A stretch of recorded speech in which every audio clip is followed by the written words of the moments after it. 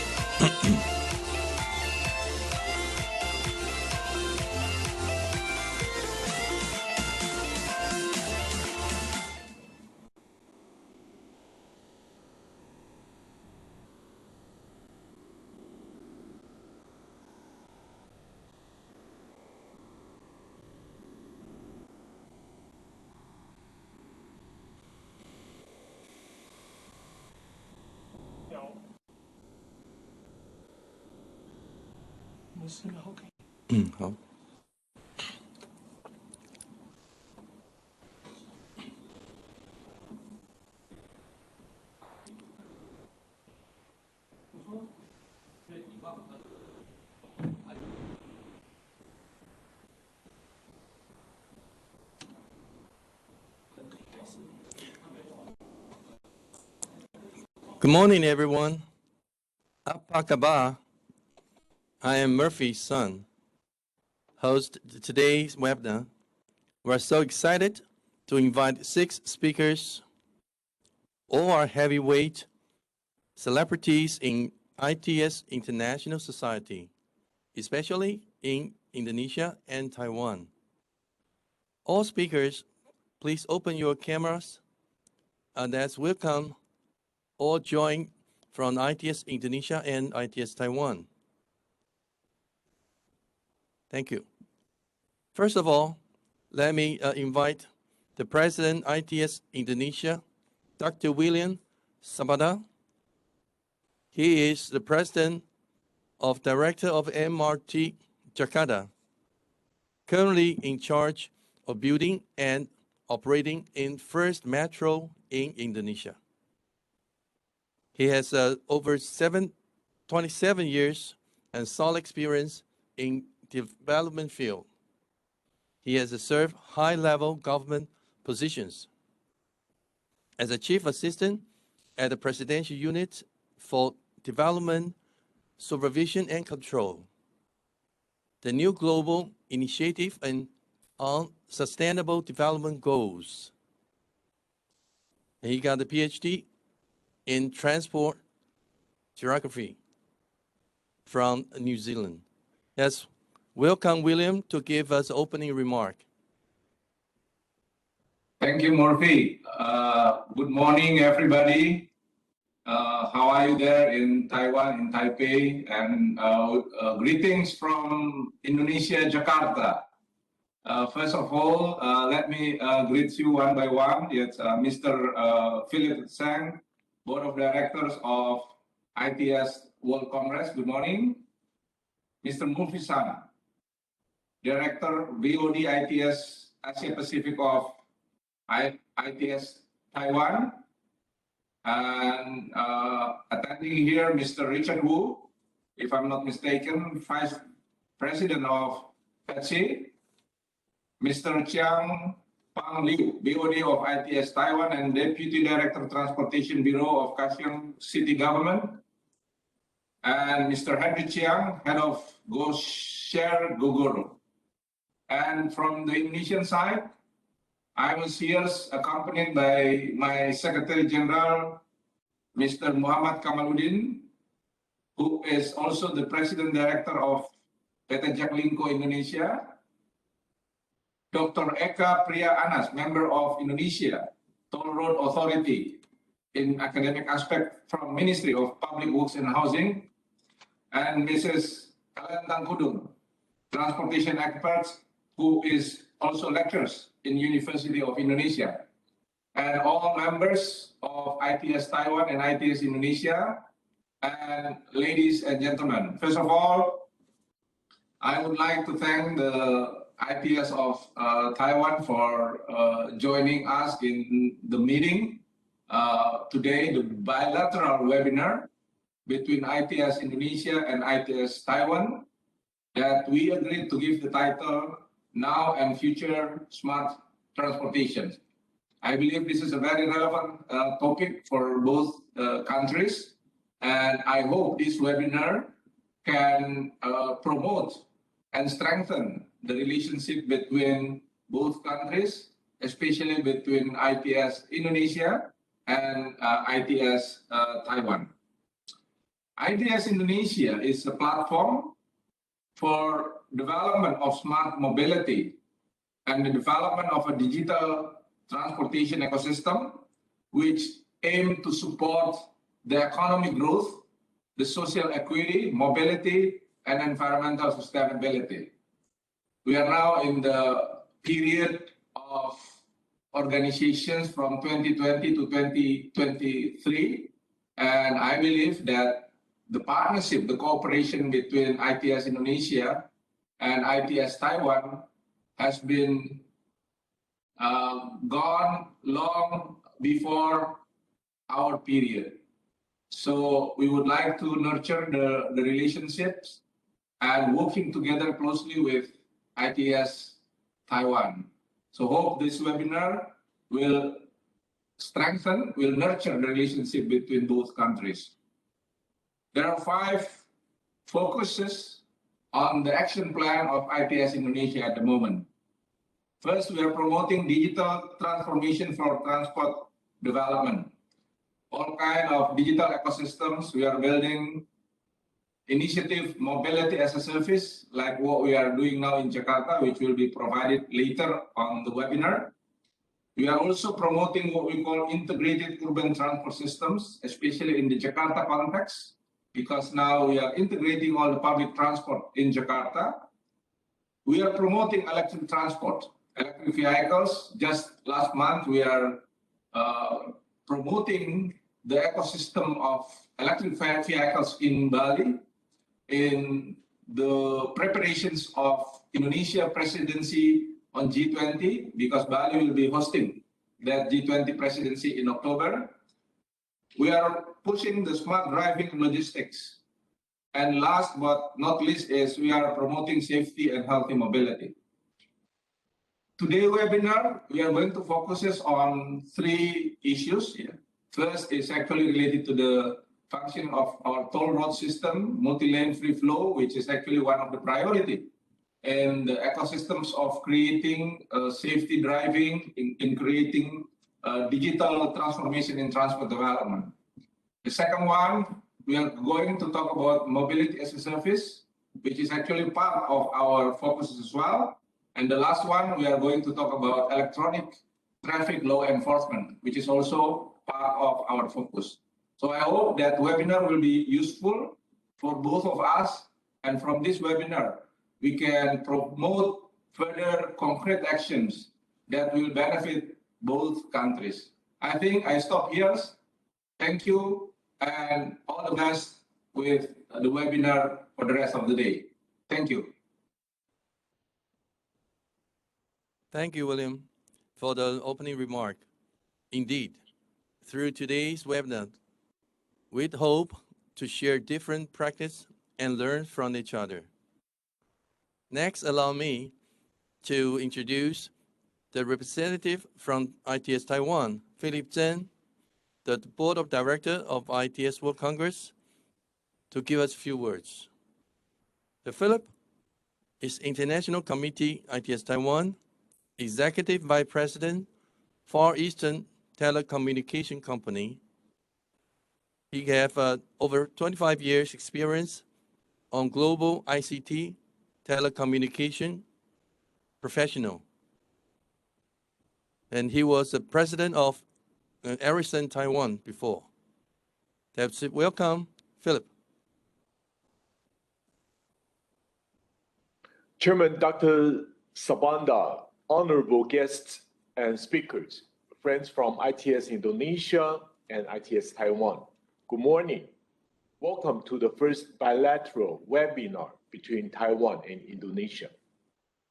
2022 will be the first post-pandemic year where we will see new transportation and smart cities technology enabled by 5G, IoT, big data, machine learning, artificial intelligence become reality.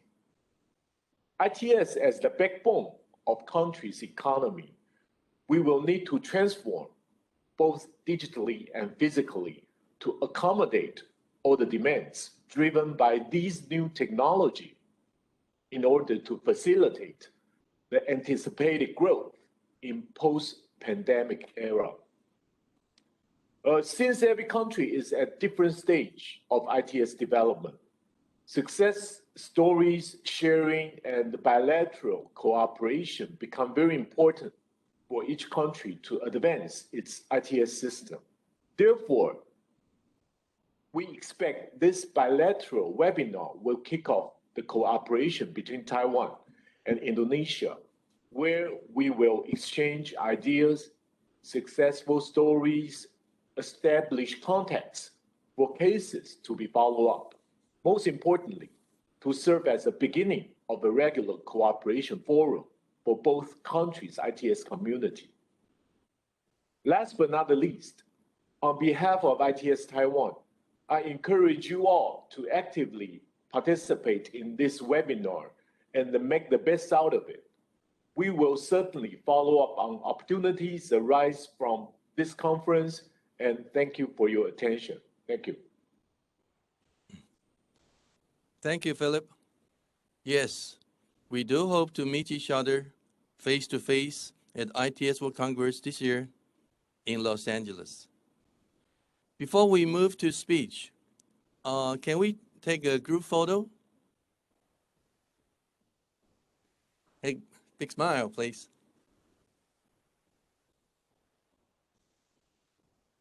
Is there any?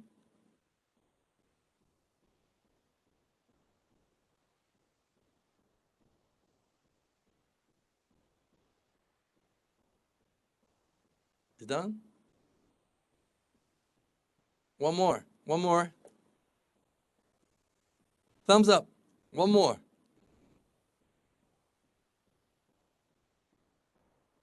Thank you. Thank you. Okay, let's now invite our first speakers, the Vice President and CTO of FETC, Richard Wu, to share ITS Taiwan ETC smart highway, multi-lane free flow etc., and law enforcement. The Richard is more than 20 years operation and development experience focusing etc. Let's welcome Richard. Okay, thank you, Murphy. Good morning, ladies and gentlemen. I will share out my slide.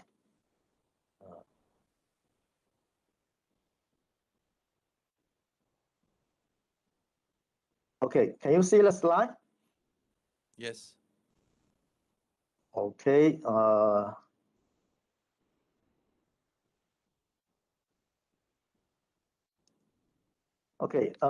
Today I will introduce our Taiwan Martin for ETC and our law enforcement for the unpaid toll.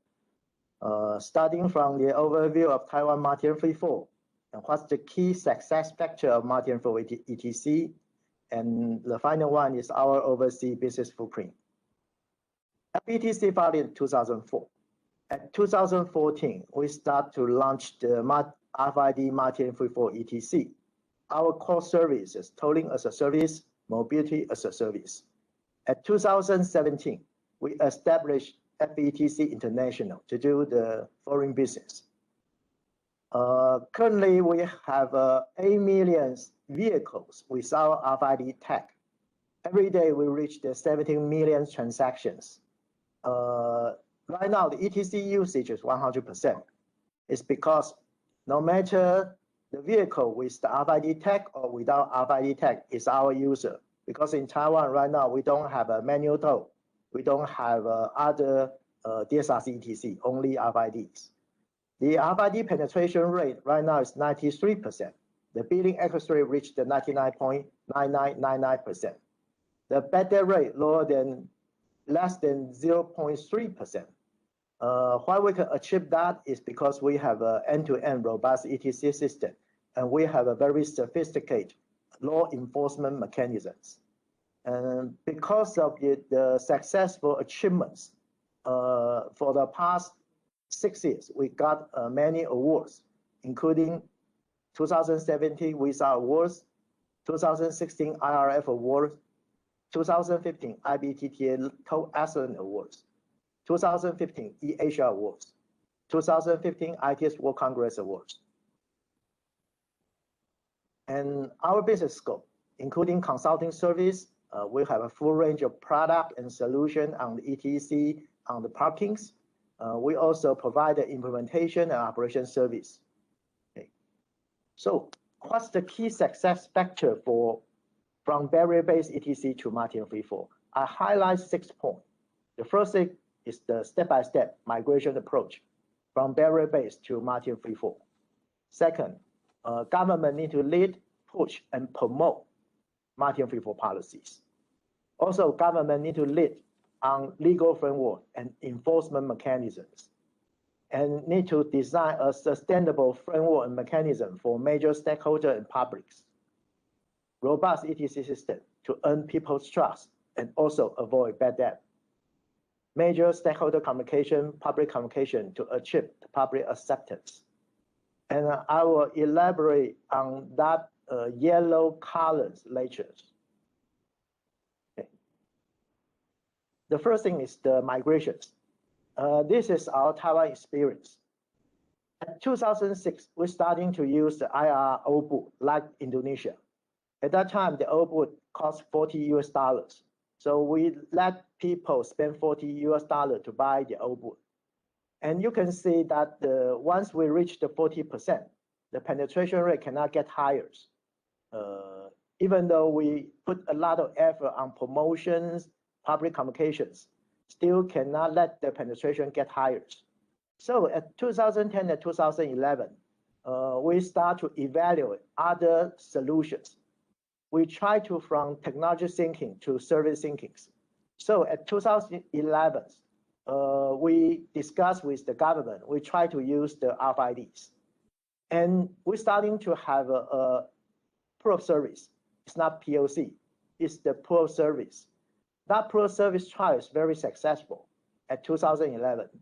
and also let the government have the confidence that after 2 years, they can announce to the public they will migrate to the full RFID multi-lane free-flow. So we're starting from the success POC trial first before migrations. And once government has confidence, so government announced to the public after 2 years, the current DSRC OB will be sunset, and also no more manual toll, no more toll plaza, only RFID multi-lane free-flow. That is the key point. Need to communicate to the public that the other toll method will be end before 2014. And also government have policy support. The policy support is the people use the RFID ETC can get the 10% toll fare discounts. This is incentive for the user migrate to the RFID ETC. Also from FETC side, we buy back all the DSRC OBU. And during the migration periods, we provide free RFID tag for the public. So this is another incentive for the public. Let them migrate from the DSRC, from the manual toll to the RFID ETC. And during this period, because the penetration grows, as you can see the green lines. So we open new RFID ETC lane at toll plaza based on the RFID utilizations. So because the utilization rate grows, so we gradually open the ETC lane at the toll plaza. In the meantime, we concurrently construct over 300 gantries around the island for the future multi-lane free-flow. So that is a very busy period around that 1.5 years. At that time, government saying that if you want to migrate to the multi-lane free-flow, provide this kind of service, the RFID penetration rate need to reach the 65%. This is the minimum requirements. But from our target, because only 65% means that we still need a lot of effort to deal with the rest 35% without RFID tag. So our target is want to reach 80%. The result is that at the end of 2013, we reached 84%. That makes us can successfully launch the RFID service. This is the key point, step-by-step migration, because different countries have different situations. So you need to think about what's your step-by-step migration plan. Okay. Next one is the law enforcement. Because it's the free flow, no more barriers. So people can go get on the highway, they need to pay the money by themselves. So we have a very complicated law enforcement and enforcement mechanism. I try to simplify by this slide. From FETC, once you use the highway, you did not pay the money, or your wallet bank account don't have sufficient balance. We have a grace period, roughly it's 2 weeks. Within these 2 weeks, you can pay the money through our channel, through the convenience, through the web to pay the toll. We have grace period 2 weeks. But if you pay within the grace period, you cannot get the 10% toll fare discounts.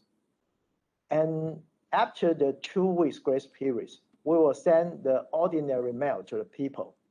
It's the notice to the people. So roughly 3 weeks, we will send the ordinary mail. If you still don't pay the money, we will issue the register mail after 6 weeks, roughly.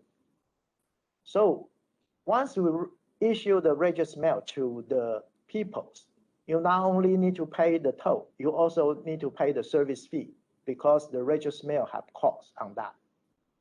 And if once you get the register mail, you still not pay the toll, after 1 month after register mail, we will have another penalty ticket per day.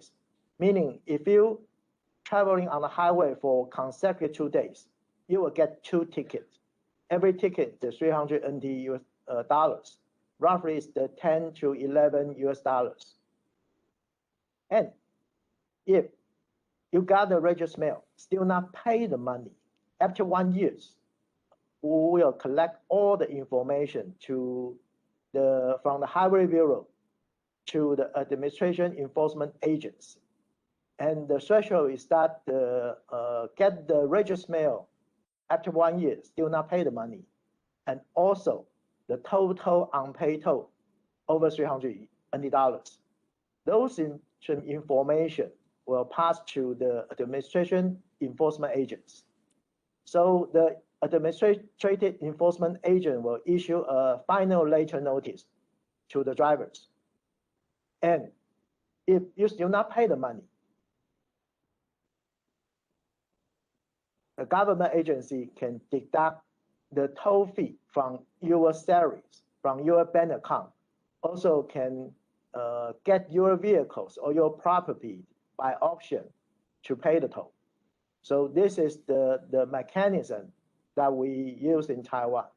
So that's the reason why we can reduce the bad debt less than 0.3%. But the important thing is that the different countries have different situations. So how to establish a comprehensive legislative framework for enforcement violations? This is very important. Different country, different situation. You need to design your enforcement mechanism. But you cannot rely on only legal framework and enforcement mechanism, because on these environments, it includes many government agencies. For example, you will have a toll operators, you have a highway agency, vehicle registration agency, police, or court. So how to have integrated information and consensus for various agencies to facilitate enforcement, management, and prosecution of toll violators. That also is another key things that you need to prepare before you launch the multi-lane free-flow service. So with the legal framework enforcement mechanism, it's not enough. You need to have a robust end-to-end ETC system to support that. And the robust ETC solutions based on the vehicle identifications. Why? Because once vehicle pass through your deduction point, previously, we only can recognize the vehicle by license plate. But license plate sometimes dirty, banded, damaged, fake, blurred, or without license plate. So our way is that we put RFID tag at every vehicle. And the RFID tag have a break-on removal functions, meaning once you remove the tag from the vehicles, the tag will be broken, cannot work anymore. So we can 100% sure this tag on the vehicle, once you detect the vehicles through the RFID tag ID information, we still can recognize the license plate numbers. That's the vehicle identifications. This is very important for the toll collections, how you can identify the vehicles. Why this is important? Because this kind of vehicle identification is the basic for the ETC solutions. Because ETC solution, the key point is identification and validation. We need to validate three things: identity validations, transaction validations, and location validations. Once vehicle get on the highway, go through our checking point, we need to identify the vehicles. We also need to identify this vehicle is the passenger vehicle, truck, bus, trailers, based on the vehicle class and tow class. And we also need to identify these vehicles is belong to ambulance, police, or some exempt vehicles, or some army vehicles, special vehicle. We need to identify the identities. Based on the identified identities, we need to do the transaction validations. We need to verify the transaction by their class, by their status, by their journey, by their promo code to do the transaction validations. And the last important one is the local location validations. We need to 100% sure this vehicle is on the highway, not on the road near the highway, or on the road beneath the highway, if the highway is elevated highways. So identity validation, transaction validation, location validation is very important. We need to 100% sure this vehicle is on highway, goes to our deduction point, so that we can collect the toll, ask them to pay the money or deduct the money. So that's the basic for the ETC solutions. And in Taiwan, we build the gantries. Go to our gantry point. We need to 100% sure this vehicle. That's the basic for the Martin Free for ETC. And for the communications, we segment different sectors for the stakeholder communications. The first is government. Second is highway BOTs, highway users, and politicians, NGOs, publics, opinion leaders, medias. Different segments have different treatment, have their different interests and concern parts. For example, for the governments, of course, legal and enforcement framework, not only for the government agency internal communication, also for the external communications. And also government will prepare to communicate the benefit for the Martin Free for ETC, economic benefit, social benefit, environmental benefit, something like this. Also public acceptance and cross-agency benefits, because different government agencies have their different target. What's the benefit for the highway police?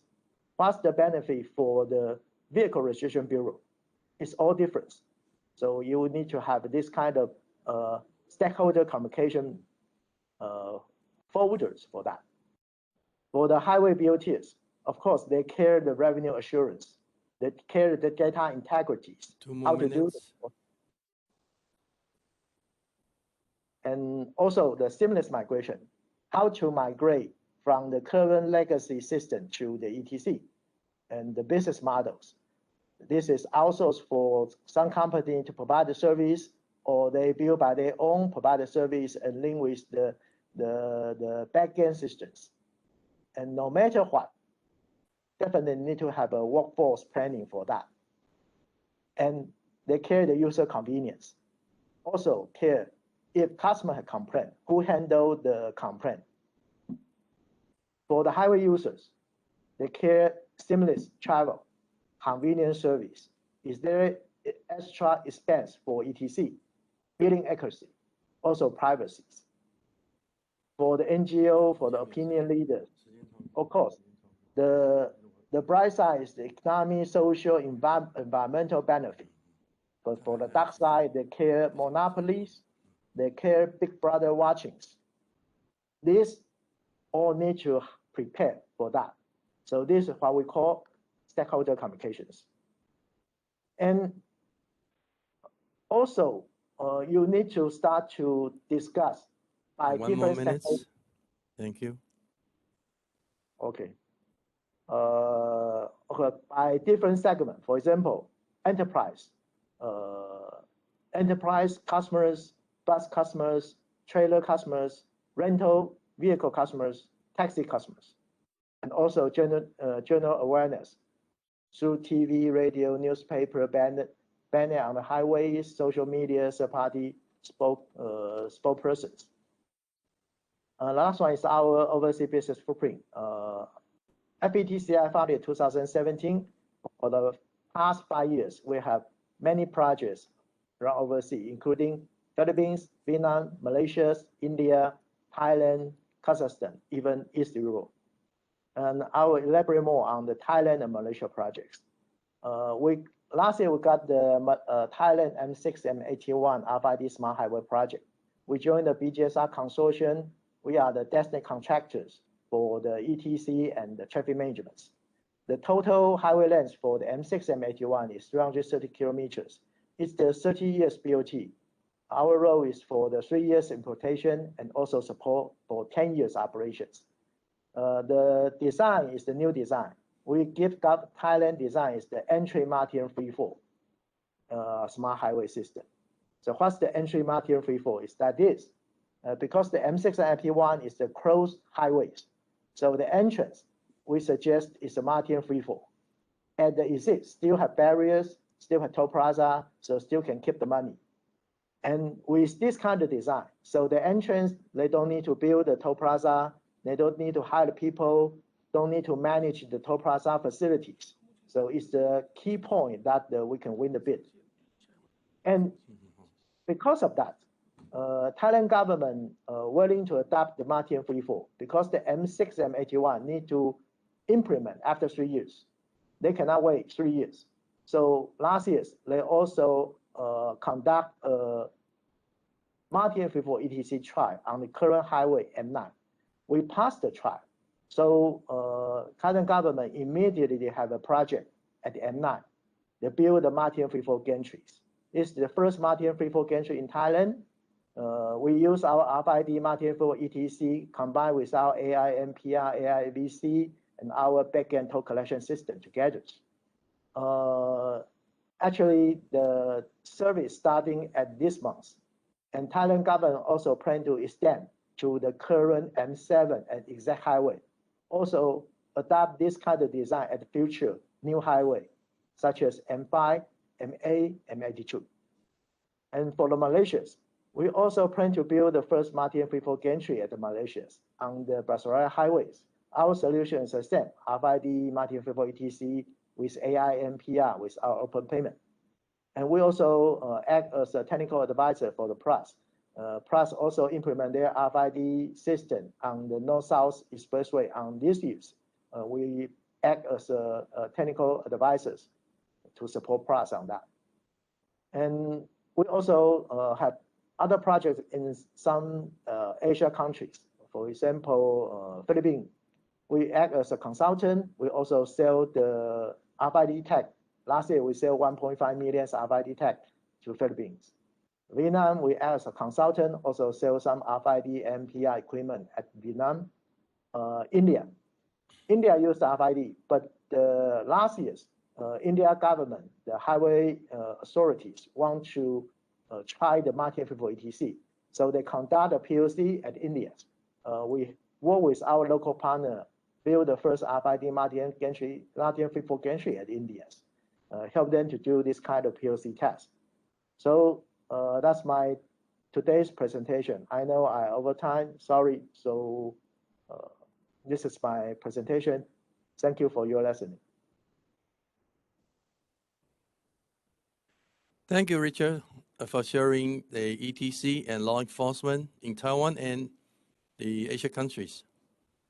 The next, I would like to invite Dr. Ika Priyansa, the member of Indonesia Toll Road Authority, Ministry of Public Works and Housing, to share planning and operation in Indonesia. Yeah, Dr. Ika is a PhD is economy and business.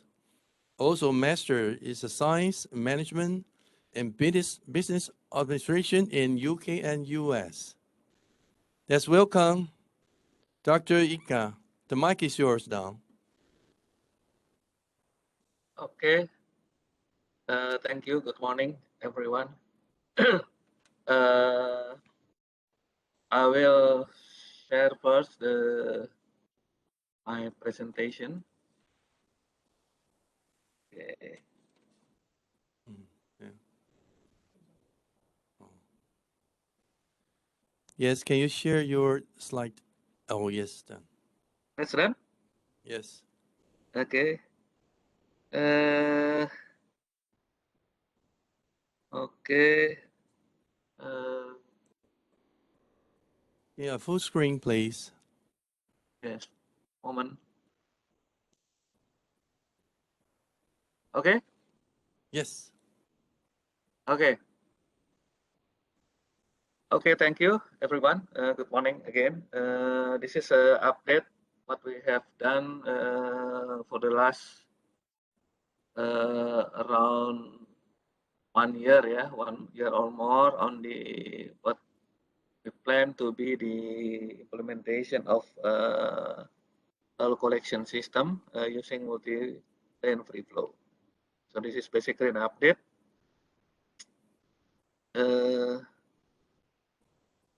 Next slide. Okay. Okay, so just start the presentation. At the moment, we have operation about 2,500 kilometers of toll road, mainly in Jakarta, in Java and Sumatra. And we have 45, basically 45 business entities, SPV, and then there is a 74 toll road section. Yeah. So this is going to continue to increase in several years ahead. So basically, we aim to double the figures within 4 or 5 years in the future. So you understand, we have less information, have a lot of congestion in the road, especially in the toll gates, based on some feasibility study. The cost of the congestion in the toll gates is about 300 million US dollar per annum.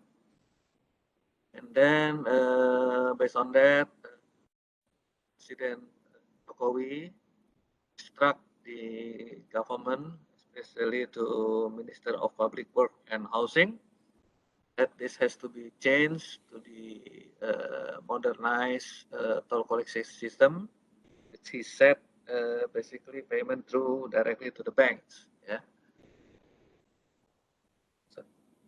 So this is the what we plan to be the building block of toll road management digital transformation. Basically, in the first is the big data analytic. Then we have the internal business process, infrastructure management, and then public information, general inquiry, serviceability around travelers. And then the one that we going to discuss today is the transaction of this multi-lane free flow.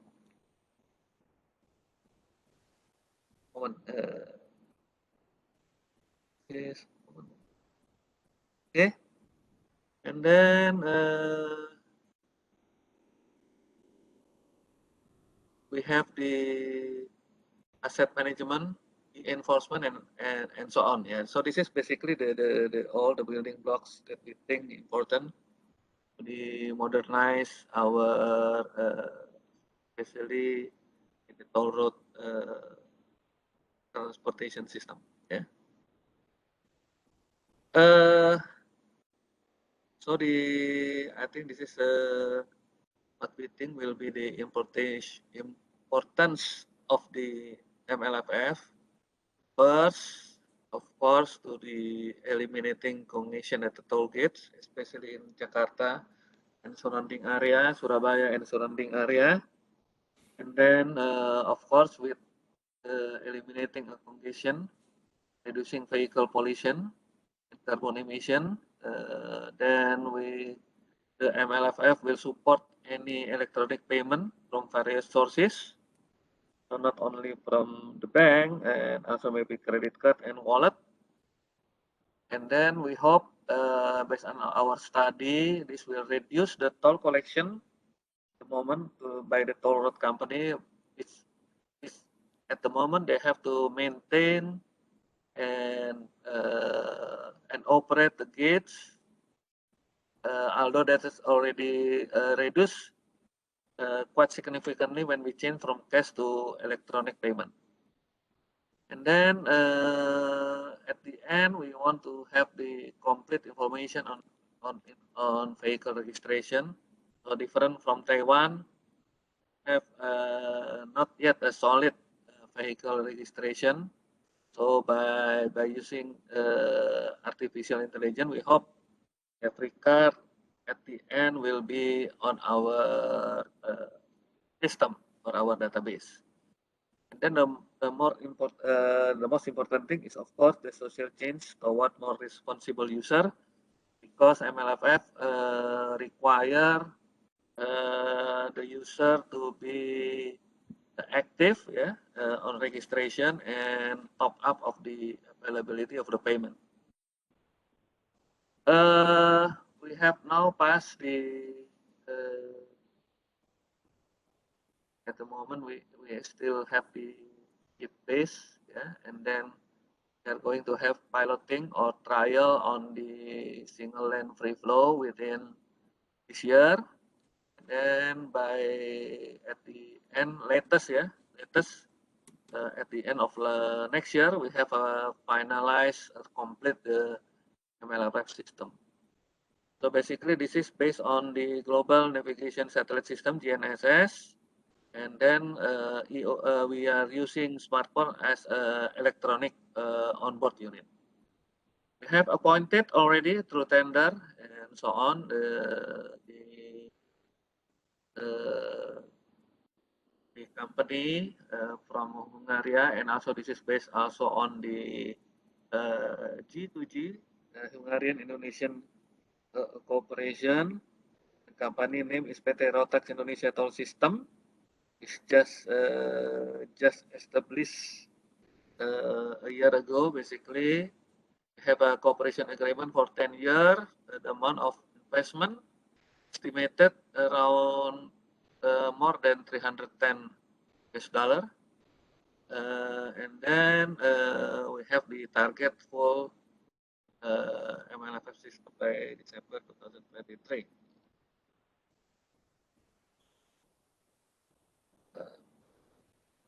Okay, just this is a simple presentation,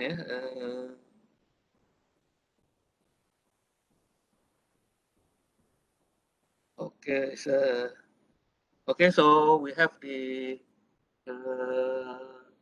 scheme, basically the EOBU will send data to using satellite, similar to GPS, and then by that we know the vehicle route map, and then that will be identified in RIDS server, and then of course there will be enforcement unit, control camera in gantry, similar to one that you have in Taiwan, just presentation from Mr. Wu. And then we also have a mobile control unit for certain area that we think important. So there will be about 400 at the moment, from certain 80% of the current toll road. We expect to build around 440 gantry, for the control. Using and then the user will use electronic onboard unit using smartphone, or for certain vehicle that we think maybe the driver cannot afford the smartphone, and also, for example, truck, bus, and similar of that, will be provided onboard unit. So at the moment, onboard unit is not so expensive comparing to before. And then for certain user, we can use they can also buy electronic road ticket. So for example, the user is rarely using a toll road, they can just buy the certain payment for certain toll road in a certain day. Any violation, of course, will be processed through our system, and then at the end, we will go to the police for imposition of penalty and similar with that. Okay. So this is a comparison. Before we have the cash system until 2017, and then from 2017 to today, we still have the e-money, which is needed to be tapped to the reader in the toll gate. We have by MLFF, we have the this is will be multi-lane free flow, so there is no need the company the vehicle to stop, yeah, by using, as explained before, the electronic on board, which is require user registration and vehicle registration. They can pay by electronic wallet, debit card, credit card, and other payment method. And then, of course, after registration, directly the EOBU can be used. Then the second onboard unit, and then the last one is the electronic road ticket, as explained before. Yeah. So what important, I think similar to the Taiwan, yeah. What important, what can we do to make the people comply with the MLFF system? The one that we use as based on the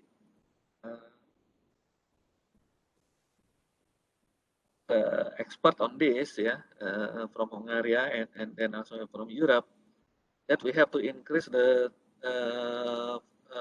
penalty of not compliance payment of the the toll fee.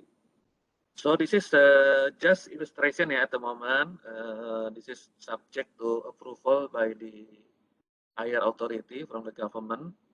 So for example, for non-compliance but make payment within 2 days, then the penalty is 1.5 times of the toll fee. But once that passed to 2 weeks, then we impose 10 times of the toll fee, and then above 15 days above will be 30 times. Yeah. So this is only illustration, may not be accepted or maybe get some critics, yeah, from the population. At the moment, we are in the process with the police and with the other government entity to finalize the amount of the penalty. But we think the penalty is important, because otherwise, if too low, then that will be severely people will take the risk to make payment at the end of the year, yeah, through the car registration and car payment tax, yeah. So which is only done in normally in Indonesia once a year, unless there is change of the ownership. But sometimes change ownership also will be made later at the expiration of the tax vehicle tax. So this will be risk to the toll road company. They have to wait 1 year to get the toll collection if unless the penalty is quite significant. Yeah. So this is we have this is just a non-technical description of the MLFF. We have the data center will be backup data, and then will be can be accessed by Minister of Public Work, of course by RITS, by the toll road company, and by the police and other system. Yeah, and data is coming from EOBU, OBU, road ticket, gantry, MCU, and so on. So unauthorized vehicle identified, and then if not making payment, that will be processed by the police. Yeah, of course, first by the company by sending the message reminder to payment as soon as possible. But if that still cannot be done, there will be enforcement, whether enforcement within a year or at the end will be collected through the tax vehicle tax payment annually. Of course, if there is the payment from the eligible vehicle, yeah, that will be directly every day will be transferred to the toll road company by the operator rates, yeah. So there will be the same situation by the toll road company as now.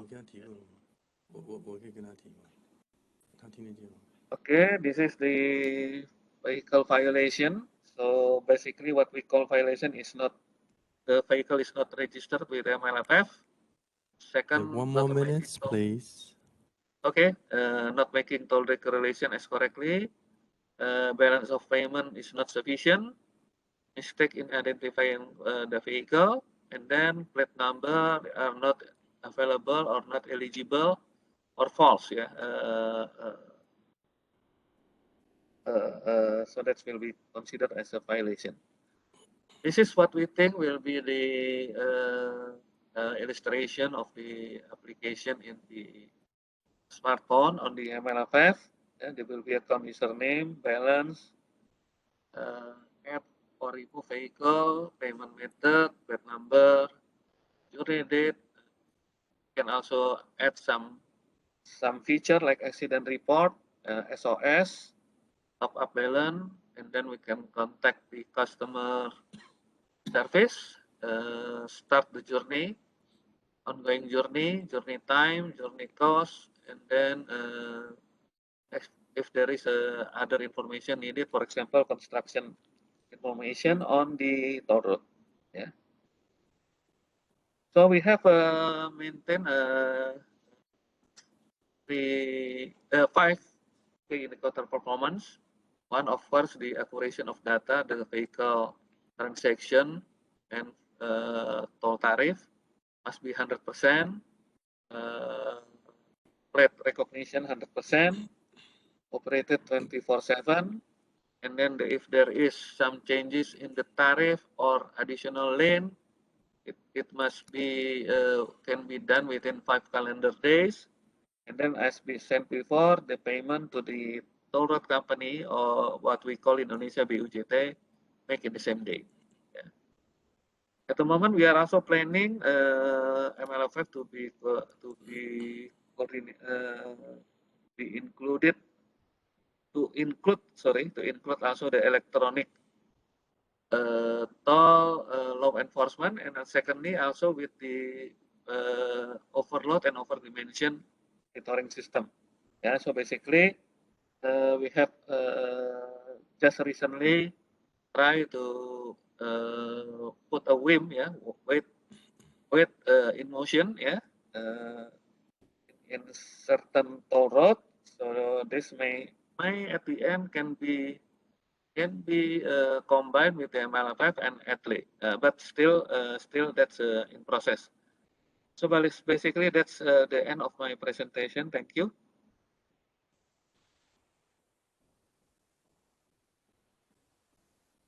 Thank you. Thank you, Dr. Ika. Very clear. We're looking forward to see the Indonesia and Taiwan can cooperate each other in the near future. Okay, so stop sharing. Okay, moment. Okay, thank you. Thank you. Thank you. All right. So the next, let's move on the hot topics. Is in the ITS society, it's very famous. Everybody talking about mobility as a service. But first, I'd like to welcome the President Director of Jalinko, Indonesia. He's one of the famous public transport and integration company in Indonesia. He's also Secretary General of ITS Indonesia. Oh, his education is very wide. He's studying in the London, UK, also Michigan, US, and also economic and management in Sweden. Oh, his skill is innovation for changing the public transportation. Let's welcome Muhammad Kamiluddin. Kamil.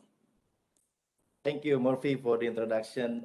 Good morning, distinguished speakers, Mr. Richard, Dr. Eka, and all ladies and gentlemen, distinguished speakers, and also participants of ITS Indonesia and ITS Taiwan bilateral webinar.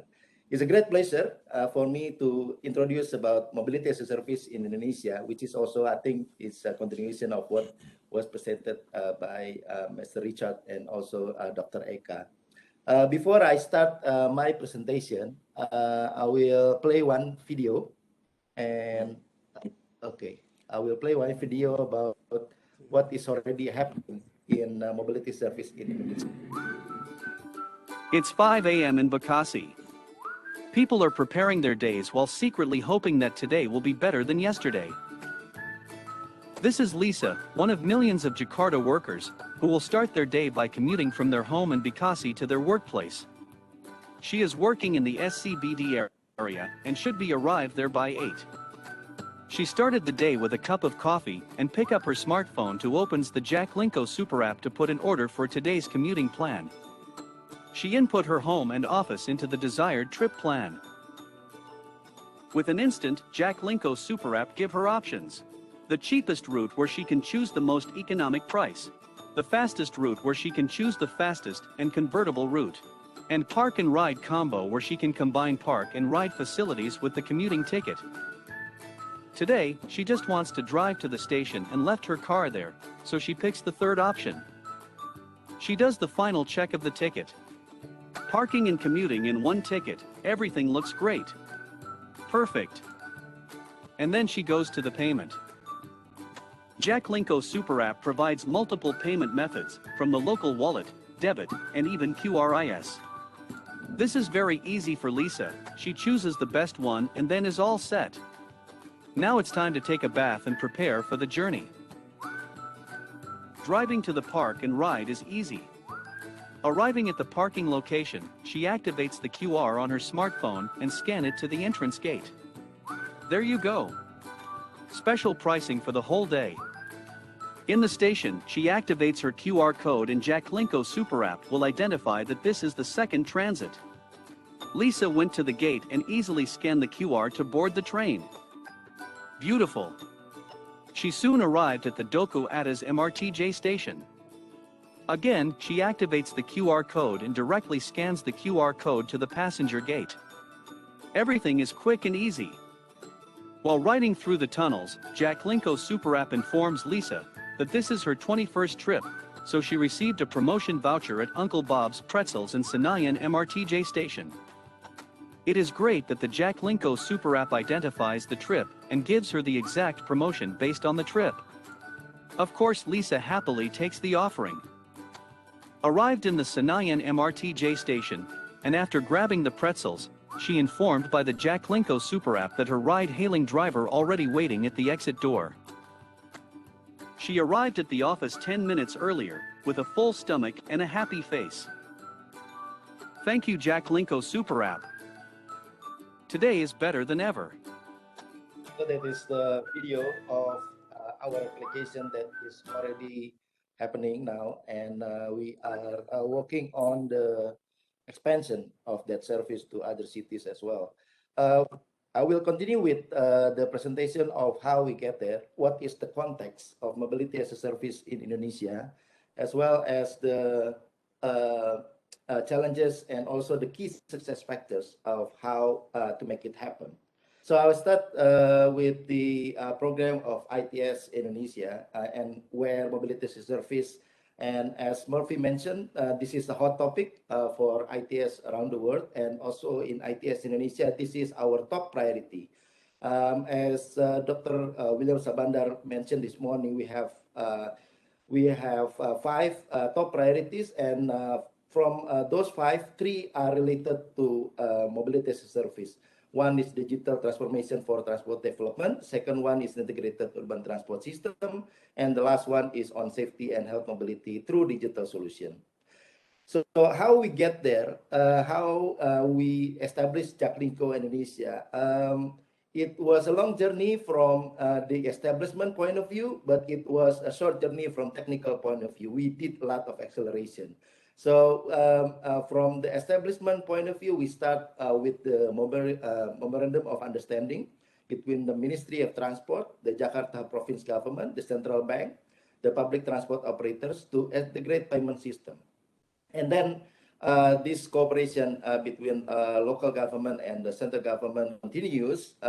Jalinko itself was a brand that was announced by provincial government, but it was adopted and it was announced in the instruction from the Indonesian president in the meeting with the relevant minister cabinet and the governor meeting in March 2019, that the integration of Jakarta transport system in terms of payment and digital system must happen and coordinated by Jakarta government. And then there was a shareholder agreement to form this company of Jalinko Indonesia, and the shareholders are the public transport operators in Jakarta. I will show it later. And the legal establishment of Jalinko Indonesia was done in 30th December 2020. So we are a young company, but we have done a lot of things. We have accelerated the technical implementation of mobility as a service, and it was first announced as the standard payment card and the standard mobile application in September 2021 by the transport, by the Minister of State-owned Enterprise, and also by the government, by the governor of Jakarta. And I will try to explain the context of the challenge of integrating transport in Jakarta. Of course, public transport. However, in terms of mobility, their share is still limited. If you can see here, there is still other operators like private operators, and also people own motorcycles, and then cars, and also taxis. So we have to integrate all of them together and try to push them toward public transport more often. And we are actually to be the first in integrating public transport operator and private transport operator, including the ride-hailing companies in one application. And as you can see here, actually the behavior of the passengers of public transport in Indonesia, they mix the transport modes a lot. The majority, they use the trips frequency per journey is at least 5 times. So meaning that in one day, they combine 5 different modes to go from home to office, and then from office to home. And some of them use 3 to 4 trips or 2 trips. And also the purpose of the main public transport users are going to work and for, let's say, for tourism, for leisure, and also for business, for those who are in the trading sector and so forth. And then the statistic of passengers, as you know, as you are aware, that Indonesia is also is a middle income country. So most of the people can afford to buy motorcycles, and so many of them already owns a car. So we need incentive to push them toward public transport, and mobility as a service is the solution to push them toward that, because the mobility as a service can provide a bundling fare. So instead of adding up the fare for each mode of transport, mobility as a service such as Jalinko Indonesia can give them a lower fare if the passenger is mixing between one mode and another. And we started by preparing the bundled fare for 4 public transport operator that I will mention later. And then, of course, in order to make it happen, we need support from the regulation point of view, and there are 4 main regulations that is already in place. The first one is the presidential decree that mandate to implement the integrated intermodal payment system for Greater Jakarta that consists of 5 different cities, and these 5 different cities also consist of 5 different local government. And because of this presidential decree, we can do the integration across this border of cities. And then there is also a Jakarta provincial law on the integrating transportation system across public transport operator. And to give you a context, public transport operators in Indonesia is either owned by the central government as well as owned by the local government. And this provincial law is important because there is a mandate to integrate both the local owned operators and also the national owned operators. And then below that again, it is translated again in the Jakarta Governor Decree to give the assignment to the local transport system, local transport operators. In this case, the Mass Rapid Transport Jakarta. Transportation Jakarta is the road-based bus rapid transit system in Jakarta, the biggest one for bus operator. And also Jakarta Propertindo is the operator for light rail transit. And they are mandated to create this company called Jalinko to integrate multimodal transportation payment system for their payment system, as well as to integrate with the nationwide operator, which is Kereta Api Indonesia own Kereta Komuter Indonesia for the suburban railway. And then there is another governor decree that give us the basis to start preparing the bundled fare implementation to give that incentive to give the passenger the lower fare if they combine many modes of transport in the mobility as a service. And this is the structure of Jalinko Indonesia, which is owned by the three public transport operator owned by the city or municipality owned public transport operators that was mandated by the governor decree that I mentioned, and also with the nationwide central government owned transport operator, which are mainly in railways. And most of the owners or shareholders own like 20% to 40%. And in order to accelerate the implementation, we also did a tender in late 2020 and finished in March 2021. It was an international tender, and we selected a consortium of Jatelindo, Aino, two Indonesian company and two French company, Thales and Laiko, in one consortium to support us in the commitment of the CapEx and OpEx, as well as their technical expertise in doing the ticket integration, in doing the bundle fare solution, and also the data integration that is significantly or strategically needed by the central government as well as the local government in the smart city project. And then we also have to make sure these stakeholders are all aligned, in which the regulators from the DKI Jakarta, the Minister of Transport, as well the shareholders, the transport operators. So the shareholders also play a role as a transport operator, and also the strategic partner, the consortium that support us to provide investment, as well as other strategic partners, the private operators that will join the ecosystem in Jalinko. And then there is this concept of mobility as a service in developing Jalinko, whereby our solution can give the passenger the ability to plan the journey, whatever their mobility needs, so they can choose the point of origin and the point of destination, and let the application or the system give the recommendation of all mode of transport, the cheapest option or the fastest option, and also the mix between public transport operator and people-owned vehicles, like the park and ride system that I showed in the video before.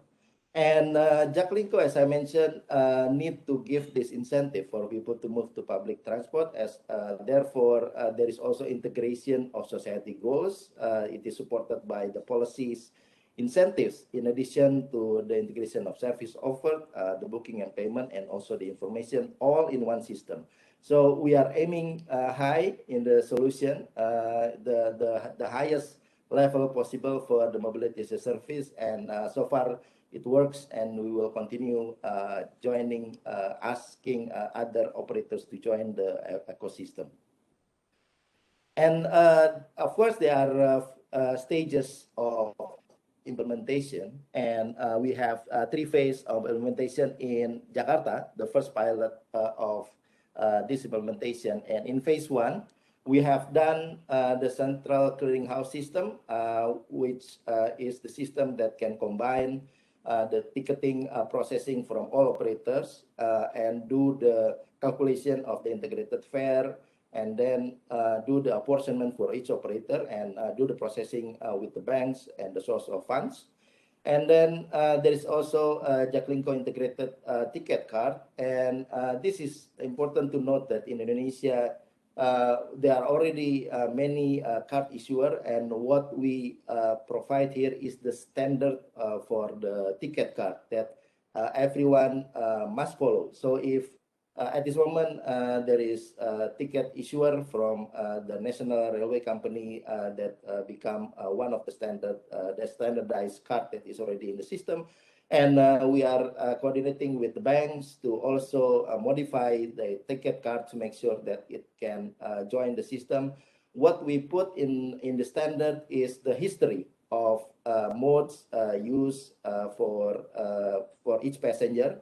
Therefore, we can calculate the integrated fare based on distance, whatever modes that they use. And then mobility as an application service also is already launched, and for September it was for single trip modal, multimodal payment, so people can choose from origin to destination, and the application will give the option, and the passenger will choose what option he would like to use. Do the payment, and the application will give the QR code, one QR code that can be used across public transport operator. And then there is phase 2 that we are looking forward to launch in end of March. There will be the official launch of the integrated fare, will be the distance base for Jakarta public transport system, which is much lower compared to the single mode price. And then we will also look forward to launch concession tickets. So people who are willing to register based on their national ID will be profiled based on whether they are disabled passenger or whether they are students, whether they are elderly passenger, and of course there are different incentive, lower price for each of the profile. There are 15 profile that we are aiming to implement. And then expand mobility as a service to other operators. There is already one ride-hailing already signed a contract with us. And soon there will be another ride-hailing to join us. There is a private bus operator also to join us this month. There are many other operators that we are looking forward to join in the future. And of course, the inclusion of the first mile, last mile will help us to attract more private vehicle users to move to public transport users. And then in phase 3, there will be integration between card and application, what we call the account-based ticketing, in which we will combine the best of both worlds between the chip-based and the server-based payment. And the card will be tokenized, and the balance will be stored in the application. So it is easier to top up the balance, but it is faster to do the payment itself when they tap the card. And then we will also launch period passes, for example, a weekly pass, monthly pass that people can use for a fixed price for each mode, for all mode of transport. And this is a peace of mind for daily commuter or regular commuter. And then just a high-level overview of the architecture, how we accelerate the implementation. We didn't replace all the infrastructure that is already in the public transport operator, so we modify or upgraded. And the middle system, like level 2, is still owned and operated by transport operators. So we modify partially, and we develop level 1, the central clearinghouse, which is operated by us purely. So this approach can accelerate the implementation faster, and we also have the support from the policy that I mentioned in the beginning that can accelerate this process. I know in other cities or other countries, the technical implementation of the central clearinghouse took probably more than a year. But we essentially in Jalinko, because we established in December, we started the project truly in April, and we first launched the central clearinghouse in September last year. So it's a very short period. It's a very good acceleration, and so far the system is already approved by the central banks. And we look forward to implement it in other cities. The application and the card standard is issued by Jalinko, and the mobility as a service application is developed and operated by Jalinko and consortium. And this application can continue to receive the new operators who would like to join the system. And as I mentioned, there is a first mile and last mile that will come in phase 2. One retailing is already confirmed. Hopefully, another one will continue. Tomorrow, I will also sign a contract with another bus operator other than the 4 operators that is already in the system. And also taxis, all feeders, we are looking forward to welcome them in our system.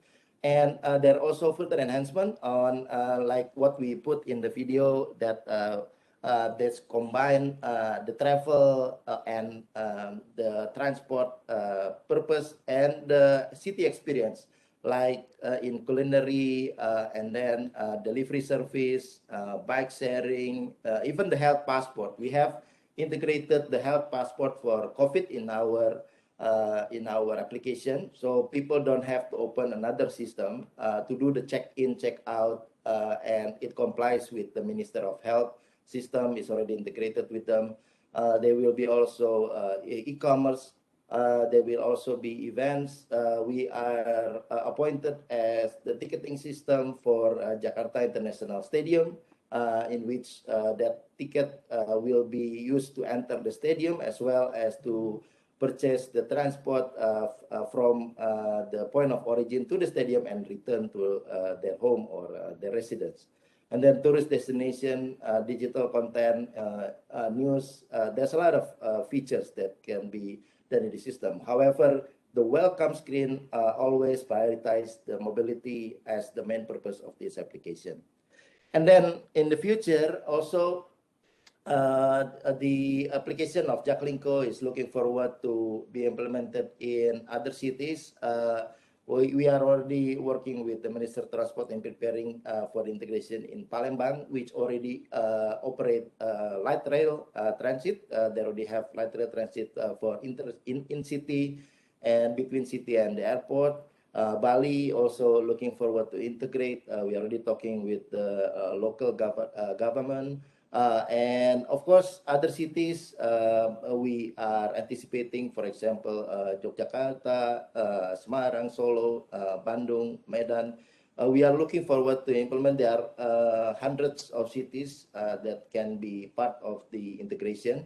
And we even hope that it can be used for cross-border transportation, because like in Kalimantan, there is a bus service that travel from Indonesia to Malaysia and reverse. So there is a lot of opportunity out there, and of course we will also welcome support from new partners and new service in developing in this nationwide and cross-border ecosystem in the future. So if the last one is the showcase of Jalinko as the digital transformation in subsector transportation in the G20 Indonesia, and also we will be part of the showcase in the digital festival organized by Indonesian Central Bank in 2022.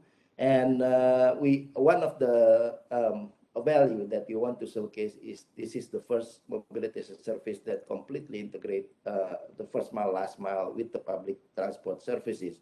And as you know, in Indonesia, first mile, last mile is also as important as the public transport services as a backbone system.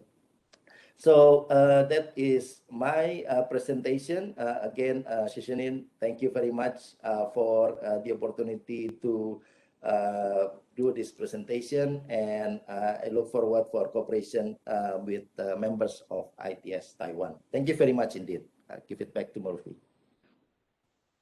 Thank you, Kamel, for the excellent presentation. Not only in Indonesia, in Taiwan, the government is also promoting MaaS to provide user-central platform. I now invite the speaker from Taiwan, Dr. Jianbang Liu, Director of ITS Taiwan. He has a PhD in UCL, University College London. In the last 3 years, he's chief officers ITS department from MOTC, in charge of all the ITS budget, and also in charge of MaaS as well. So just 1 week ago, he promoted to Deputy Director, Transportation Bureau of Kaohsiung City Government. So let's welcome Dr. Liu, share with us. Thank you very much for Murphy-san's introduction, and I'm very appreciated for the Kamaluddin's presentation. Okay, I can see that from your presentation, you have already had a very clear future about your MaaS development. And so for me, my presentation today, I will give you some of our experience as Murphy-san's introduction. A week ago, I worked for the MOTC, Ministry of Transportation and Communication, and I'm in charge of the MaaS development in the central government. And after that, now I transferred to Kaohsiung city government. So the other project, MaaS project in Kaohsiung City Park government is the Mango. And so for local government and for central government, what's the role for a different kind of government? Maybe I can share some experience to you, and we can have some discussion after the presentation. So my presentation today will include 4 parts, but I will skip the first part because we all understand. And from the video from the Indonesia side, we can see understand what is MaaS, what is MaaS for. So I skip the first part, the mobility as a service for operators view and for the customers view. But the very important issue is the value proposition. So we all understand the integration service is to support the travelers' travel needs, for the commuting needs, for business travel, for their going home, for the weekend leisure travel. So how to fulfill this goal is quite important.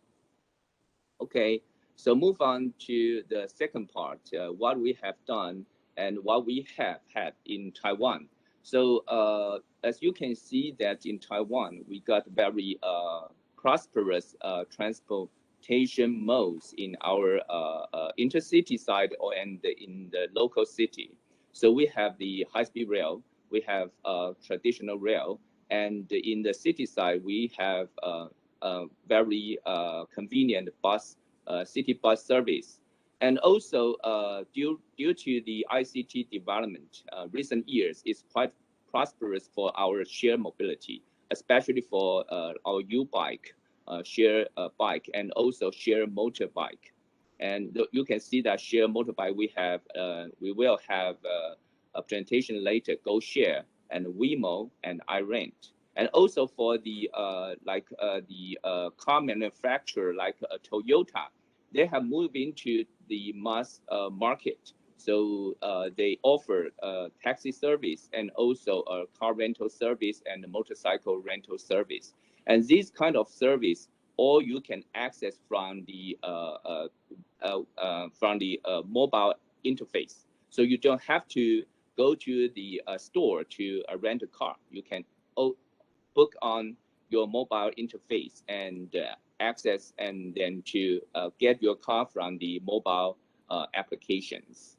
So, but this kind of service, they all still segmented. so it hasn't been integrated. So what's the goal for the MaaS in Taiwan? We try to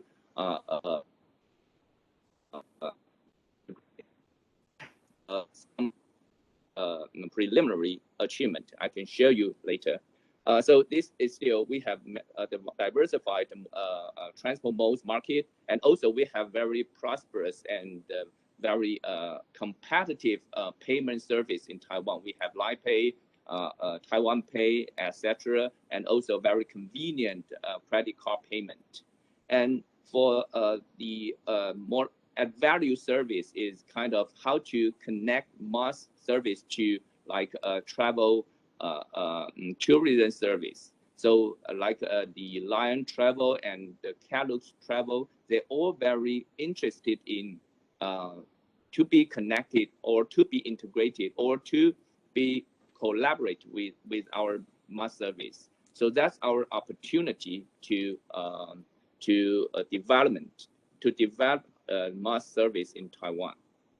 So far we have Mango service in Kaohsiung, and we have like monthly package service in Taipei. So monthly service package in Taipei is we call semi MaaS service, because they still use the contact smart card to access to the service. They buy the ticket and use the contact smart card.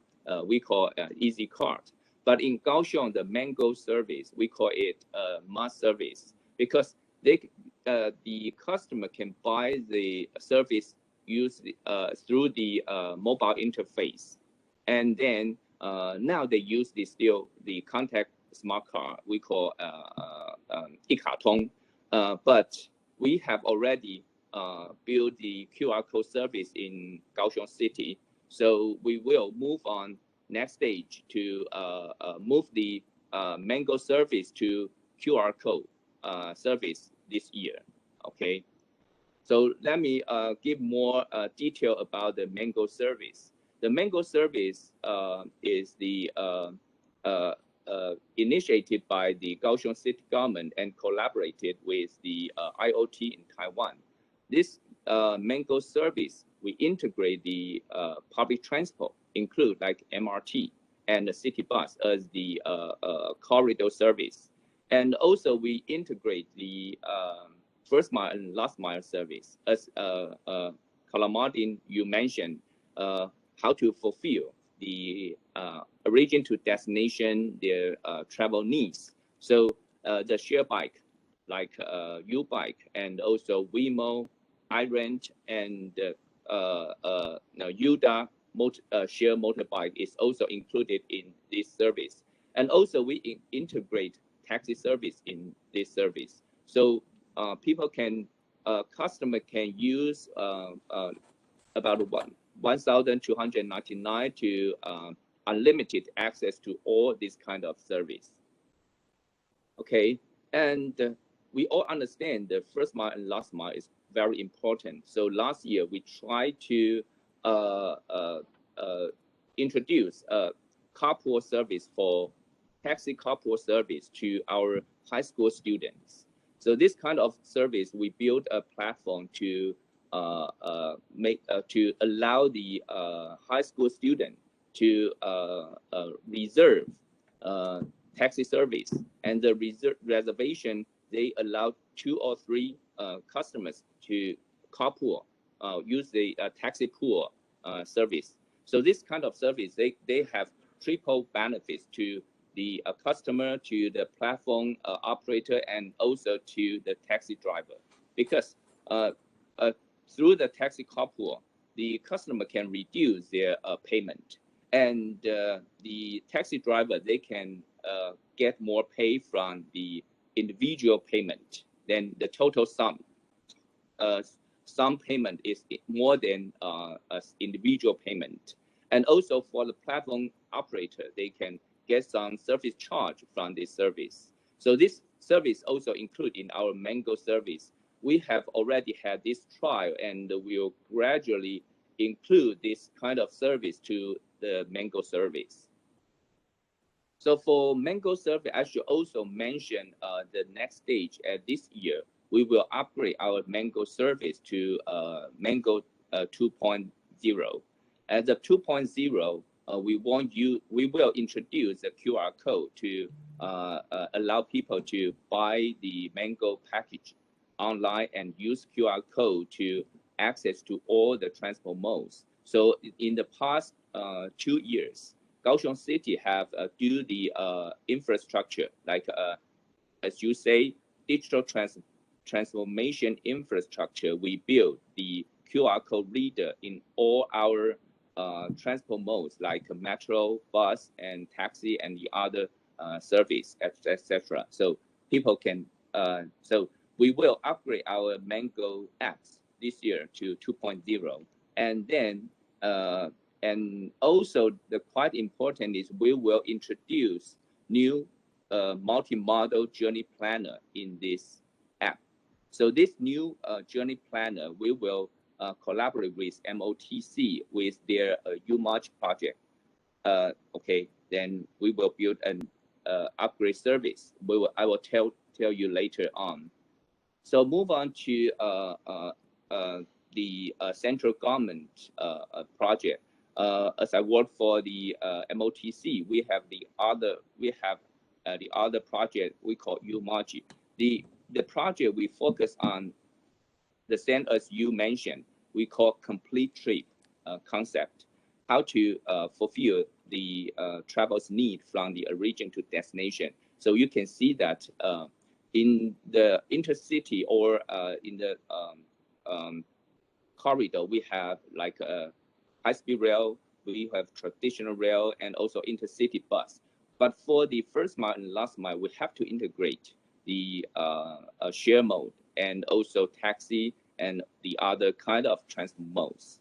So how to combine this kind of service? We need a strong, very strong journey planner. That's quite important issue for the connecting of this kind of very diversified transport modes. So for the central government, the MOTC, the UMarch project, we are now doing to create our localized journey planner. This localized journey planner, I will use the I think this slide to tell you. So the basic, we have had our public transport data exchange platform. Use the platform, we integrate more than 8,000 bus routes and 65,000 terminal stops into our journey planner. And this kind of journey planner, they can be extended to the other transport. Like we also collaborate with the iRent, the motorcycle sharing and the car rental service into our journey planner. So in this kind of journey planner, they can have the extension to the other transport mode. Okay, so for the central government, our vision is to build the ecosystem, how to collaborate with the private sector and also the public transport agencies into this kind of ecosystem. They can have the same goals or fulfill our policies. So the basic is to integrate our public mass with the transport service provider, and then we want to collect the data from all the users use the bus service, and we can do our transportation system management and operations through the mass service. Okay, and then we also provide the public engines like as I mentioned, the journey planner, intermodal journey planner, and also a car rental, carpooling, patching service through public engine to our private sectors. And then they can use our public engines to build their mass service. Okay, so this figure shows the structure of the MOTC, the mass service. So I want to mention a very important point. So for the central government, after years of the introducing mass, we understand that the central government, we won't do the mass operate. but we can be the facilitator to facilitate the mass development. So what's the needs for the mass development?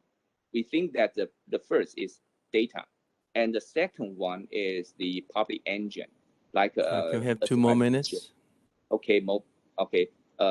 Journey planner. So we build a journey planner for our mass operators, and then we give the API to our private sectors to connect to the public sector, include the shared mobility and carpooling or dispatching service through API. Okay, I've mentioned this. So this figure for our intermodal journey planner. So this some illustration of the journey planner we created by the MOTC. Okay, so we will integrate the public transport and first mile, last mile into the engine for the use of our private sector to build their mass service. Okay, and then we think the other important job for the government is to build in and mass alliance in Taiwan. So this task, the MOTC will collaborate or cooperate with ITS Taiwan to build this alliance. So we have a request for the ITS Taiwan to initiate a mass task force in ITS Taiwan. So this task force will do the regulation, business model, and how to raise their awareness, how to improve their trust between the industries. Okay, the mass alliance will include government organizations, private sector, and also some university and innovative organizations. So through the mass alliance, we can see the core is the transfer service provider and the payment gateway. And also we will extend to the other application service like a location-based service, hotel, dining, shopping, etc. to build a profitable mass service. Okay. That's what we are doing, and we look for the future of our mass development in Taiwan. That's my presentation. Thank you very much. Thank you, Dr. Liu. Yeah, so we have a little bit running out of time. So let's invite next speaker, Dr. Alan Takudong. Yes, he's a transportation expert. So let's welcome.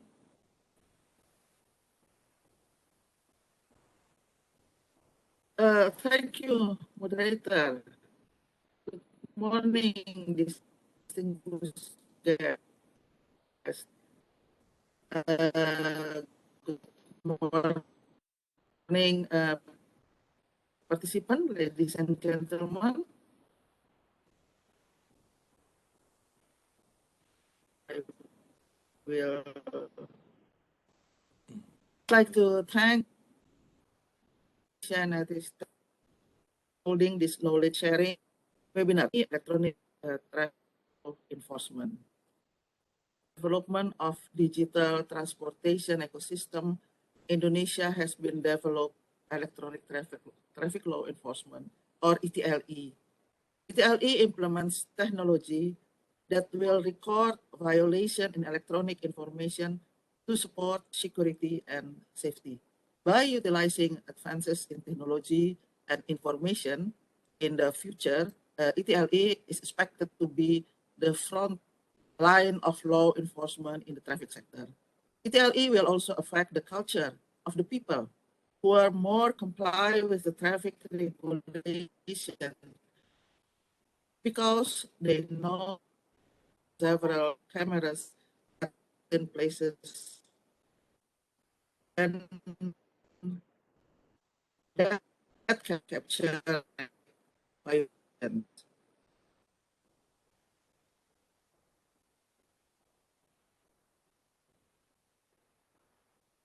Yeah, background of ETLE implementation in Indonesia. almost in all big cities and also cities, there's right violation behind the present. There are often differences of opinion between police officer and violator about the offense. In reality, statistics show that most traffic accidents occur due to violations. And the rapid growth of the vehicle population and the level of mobility already required Sorry, Alan. traffic management. Alan, your signal is not stable. Can you turn off your camera and leave your sounds? Yeah, yeah. Okay. Okay, okay.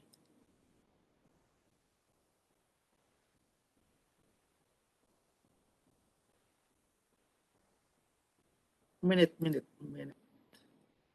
Yes. Okay? Yes, perfect. Okay. The important thing about the ETLE is electronic registration and identification developed by traffic police. Motor vehicle registration platform. This is ERE is a motor vehicle registration platform distributed throughout Indonesia and nationally centralized in Korlantas, Traffic Police Corps Office. Various data from electronic registration and identification are the first important data used by ETLE. The matching between photo evidence of vehicles violating traffic with ERI data is very important to ensure the confirmation letter process reach the vehicle owner's address. This is the ETLE mechanism. You can see the picture here, the graphics here. If there is a traffic violation at the spot that can be captured by the installed camera, we mentioned as ETLE camera, the camera and the installed device will automatically carry out an analysis of the violation that occurred. Then the verification officer at the back office will issue a confirmation letter. The confirmation letter will send to the vehicle owners registered with ERI.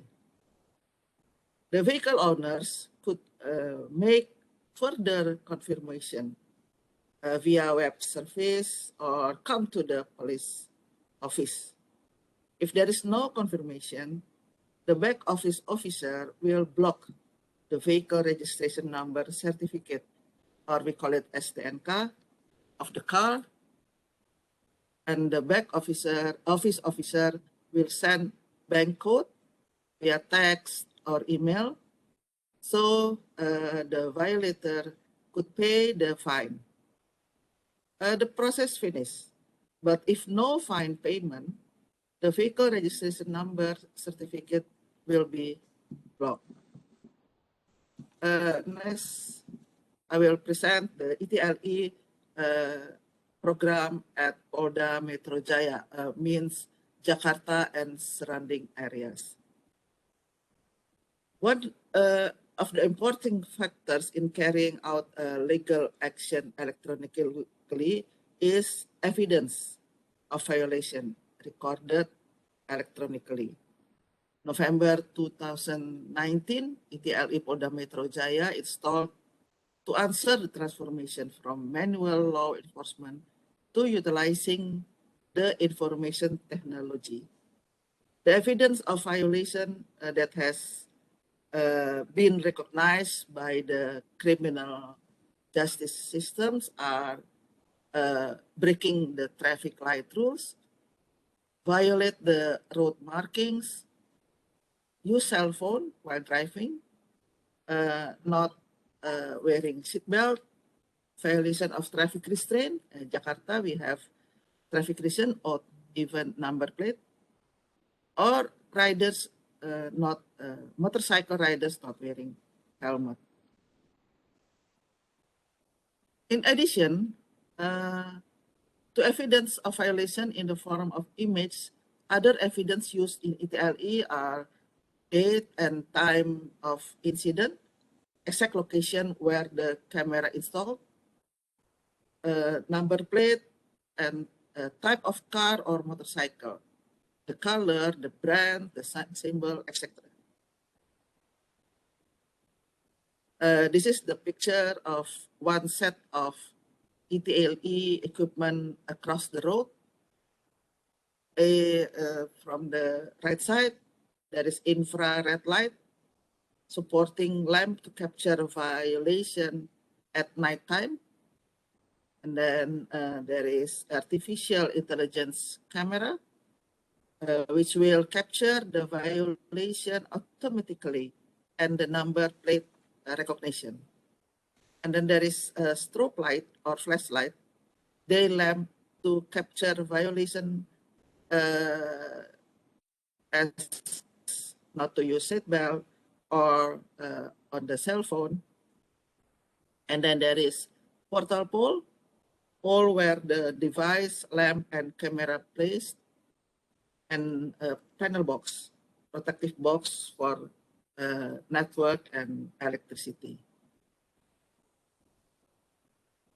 Technical standard for ETLE network. ETLE devices are camera and its support system, which is used to automatically recognize the phenomenon of traffic violations. The network is the data paths that will be traversed related to ETLE.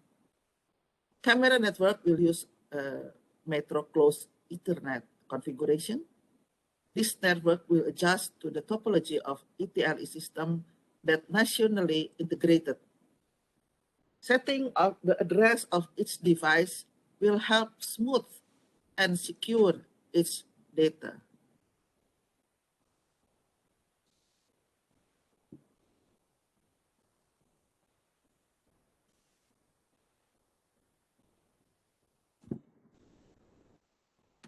Sorry.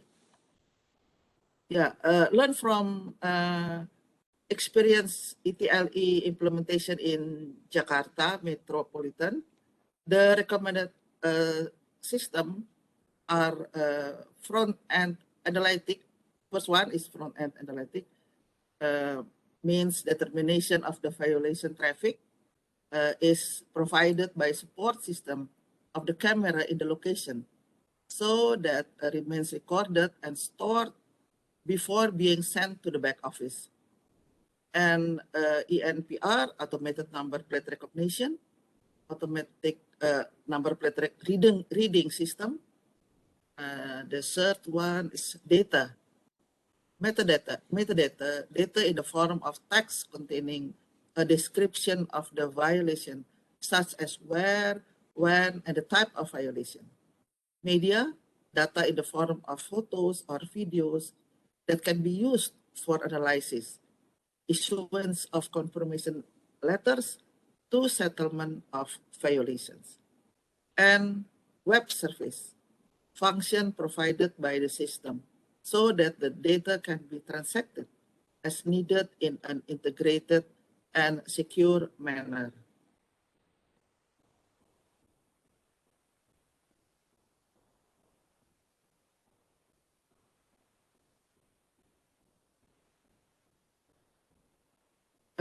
Technical standard for ETLE at central office.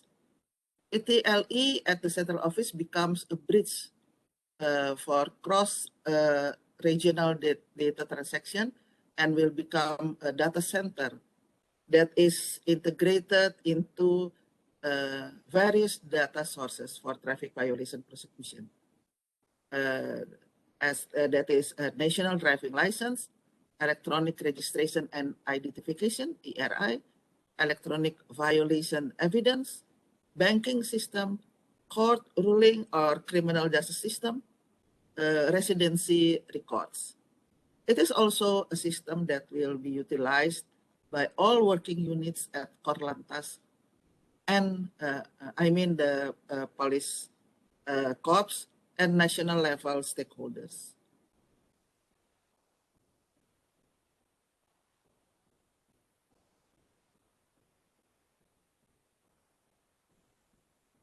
The ETLE program nationally is one of the priority program of the National Police Chief.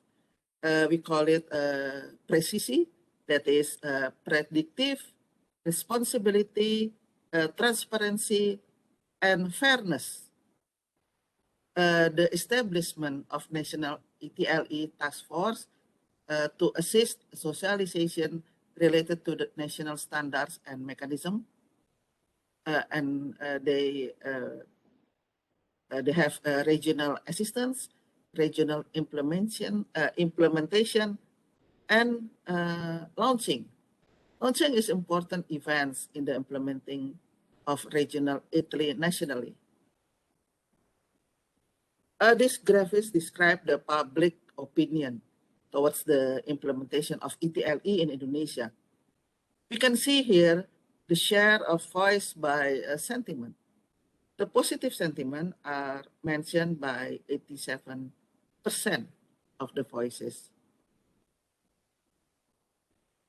Now let me go to the evaluation of the ETLE system in Indonesia. This table describes data for evaluation and this analysis of ETLE at 12 polda or provinces in Indonesia.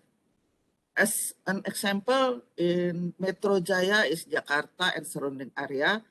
In April 21, there are 97 of camera location, and from 59 of camera will show the about 9.94% decrease of violation in April 21 and so on. But there is 25 cameras are constrained.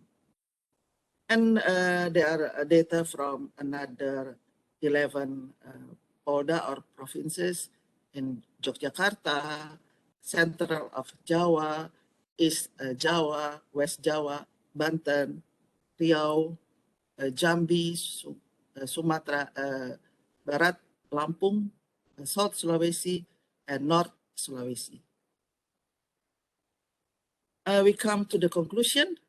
The implementation of ETLE was held rationally with great efforts from both the Traffic Coordination Unit, Korlantas, and the Regional Traffic Directorate, or we call it Ditlantas.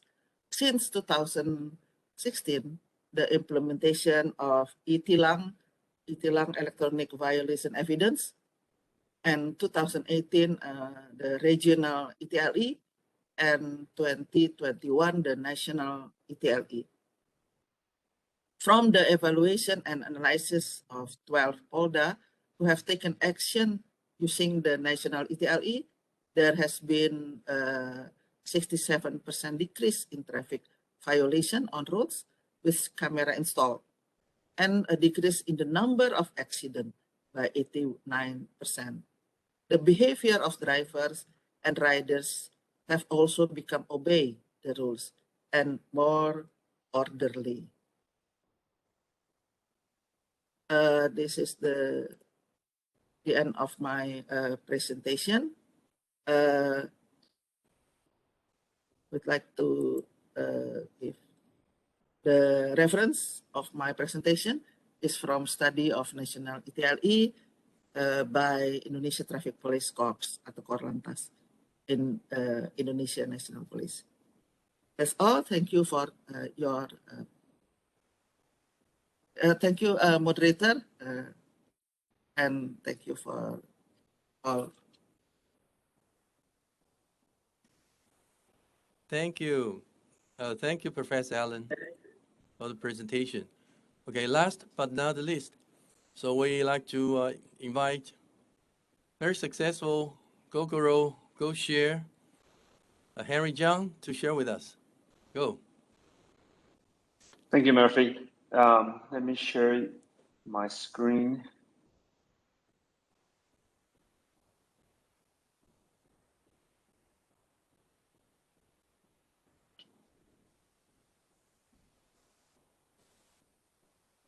Okay, so hello, all the distinguished speaker and everyone. I'm Henry from Gogoro. It's a great honor for me to participate as a speaker today.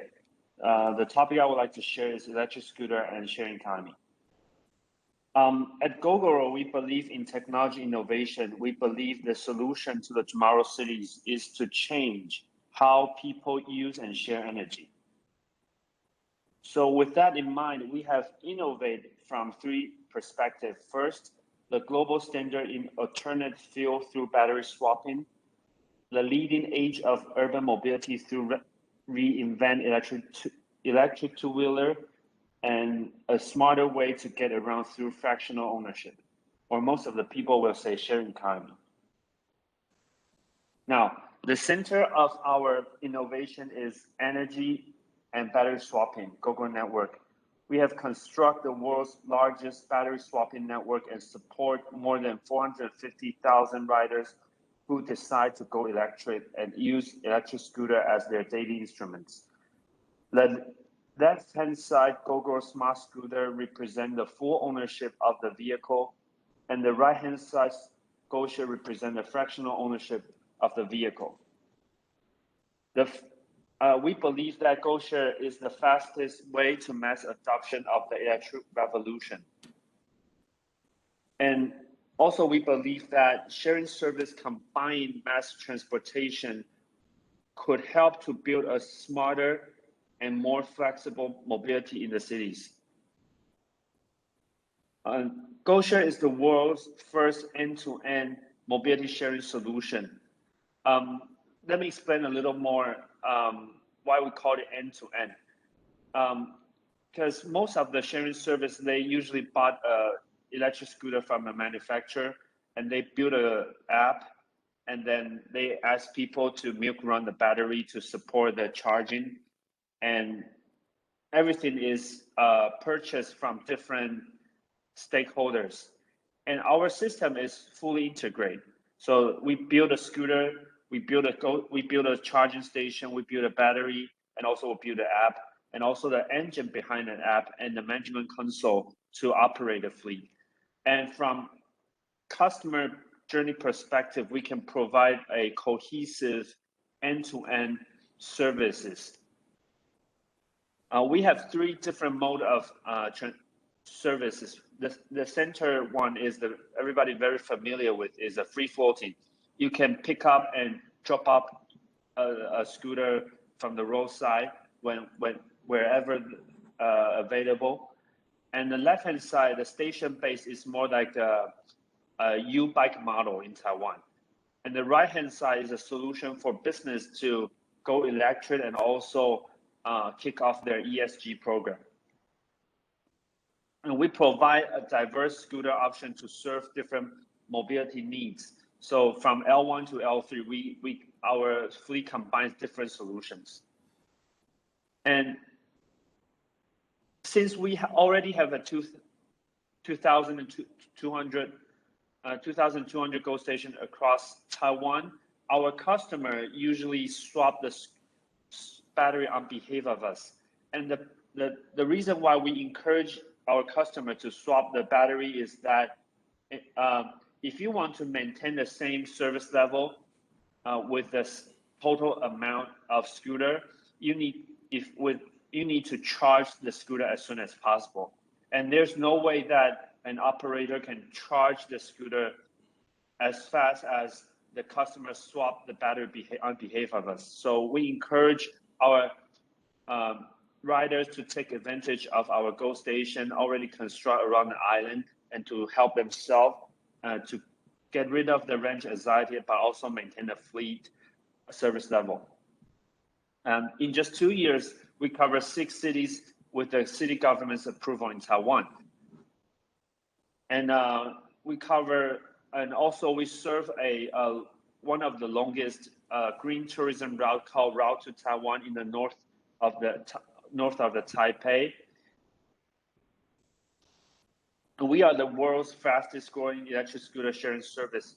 By the end of last year, we already have a 1.3 million registered user. And we are also the most popular mobility sharing service. In Taiwan, in average, we have 20 rentals per minute, and total distance is like 62 million, and more than 16 million total trips. And I think GoShare is a critical role in driving urban sustainability for saving more than 5 million kilograms carbon CO2. Yeah. So with the strong foundation in consumer market, we also kick off a GoShare partner program launched in 2020. GoShare has successfully enlarged the business portfolio with government and partners. And we believe that corporations plays a crucial role in building cleaner and smarter cities. So we also work with like Microsoft, Visa, and also Far Eastern and insurance company like Nansan, and retail store, the Breeze and Domino's, and also Gojek in Indonesia to use our solution to help them build their EV fleet. Gojek aims to find the most suitable go-to-market solution in order to achieve their net zero ambitions. So they have worked with us. We provide them a turnkey solution with a pilot program, 250 units of electric vehicle, and also we have construct full battery swapping station in Jakarta, work with Pertamina in South Jakarta. And we provide a tailor-made business plans to help our customers set up the customized geofencing area to reserve to return, considering the parking spaces of malls or hypermarket or campus, and everything is digitalized. You don't need to do the key fob management. You just need to use the app to control everything, and the operator can control all the scooter through a management console.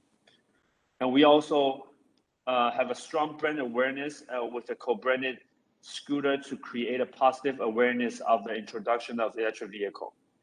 And we want to build a platform and work with different partners to realize our vision for sustainable urban mobility.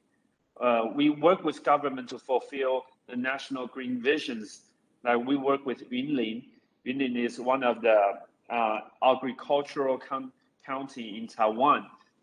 They are not very, they usually, people won't think of the sharing scooter will serve in a county like this, but we work with their government to build a fleet for them to go electric and to improve the air quality. And also we work with different corporate to enhance their CSR and also their ESG goal. And also we work with different venture to give them a little taste of the local electric scooter market before I expand more in this category. So here's my presentation. Thank you. Thank you, Henry.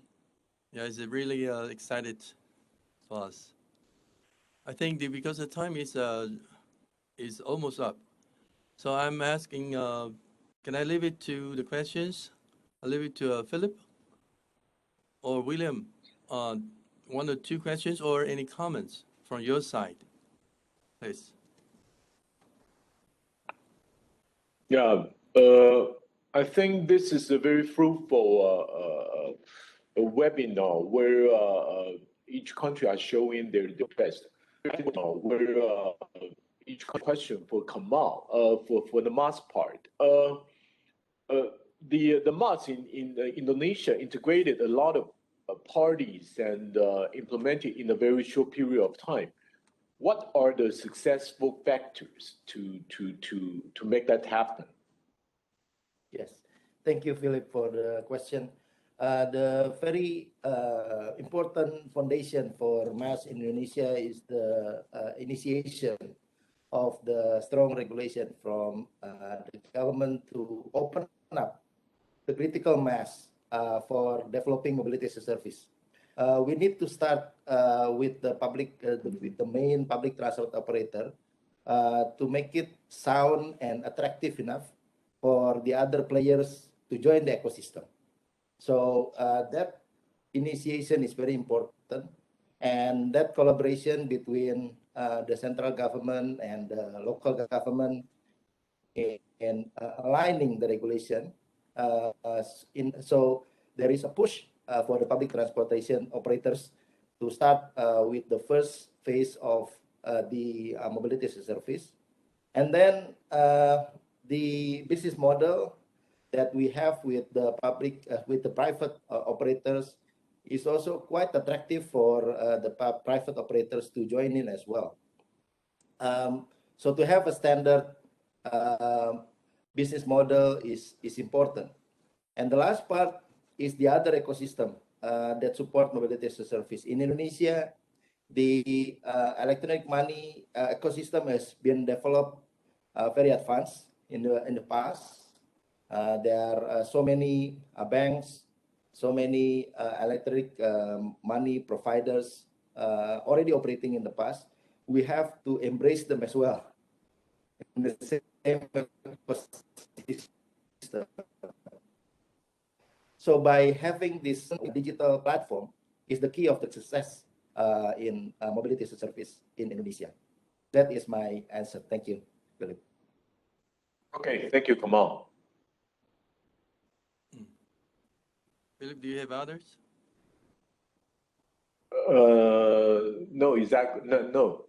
Yeah. Okay. Also, how about the Secretary General on behalf of ITS Indonesia? You have some comments or any questions? Yes. Again, I'm commenting on behalf of ITS Indonesia, on behalf of Dr. William. I think this is also in line with what Philip mentioned. This is a very valuable session for ITS Indonesia to understand what is happening in ITS Taiwan and what are the possible points of collaboration that we can pursue in the future. So this session has provided a very comprehensive information from each members of ITS Taiwan and ITS Indonesia. And I think it generated several ideas already from each members. And we look forward for more cooperation between members of ITS Indonesia and ITS Taiwan for international relationship in the future. Thank you. Thank you. Okay, I think I'd like to thank all the speakers and participants. Hope we can see each other face to face in LA, in Indonesia, or in Taiwan. So I'll say, yeah, this the webinar is done. Thank you. 再见 and Samboy Jumba. Am I right? Samboy Jumba. Sampai jumpa. Samboy Jumba. Bye Sampai bye. jumpa. See you next time. Sampai jumpa. Okay. Bye-bye. Bye. Thank you. Bye. Bye. Bye. Bye. Thank you. Bye-bye. Bye. Okay, thank you. See you. Bye. Thank you. Bye. See you soon. Bye. See you guys soon.